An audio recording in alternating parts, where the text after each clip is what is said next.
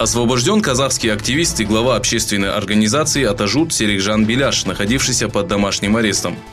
Во время вчерашнего заседания суда Серикжан, являющийся лидером группы волонтеров по защите прав человека, был освобожден условно. Специалисты отмечают, что массовые задержания мусульман в Восточном Туркестане привело к тому, что новое поколение, оставшееся без опеки и воспитания родителей, растет, не зная своей истории и культуры. 7 августа во время дебатов на тему давления китайских властей на мусульманские меньшинства сотрудник радио «Свободная Азия» Алим Сейтов напомнил, что китайские власти заключили в тюрьмы и лагеря более 1 миллиона уйгуров, казахов, киргизов и других мусульман. Дети заключенных содержатся в государственных интернатах, где их учат так называемому патриотизму и китайскому языку. Большинство таких детей не может ответить на простые вопросы, связанные с религиозными убеждениями и повседневными обычаями их родителей.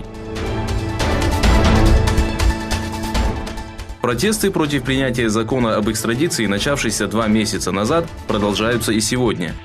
В 3 точках Гонконга прошли антиправительственные протесты, организованные Союзом преподавателей профессионально-технических училищ. Демонстрация началась на площади Чартер-Гарден в микрорайоне Централ и завершилась у резиденции правительственного комплекса, где живет глава Гонконга Кэрри Лэм.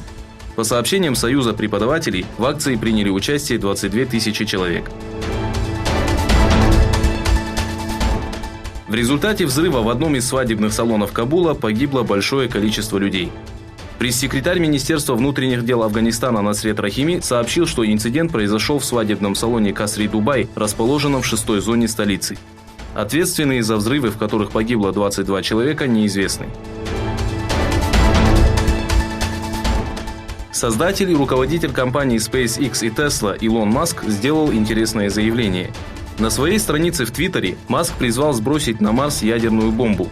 По его словам, взрыв бомбы высвободит диоксид углерода в атмосферу Марса, что сделает планету пригодной для жизни.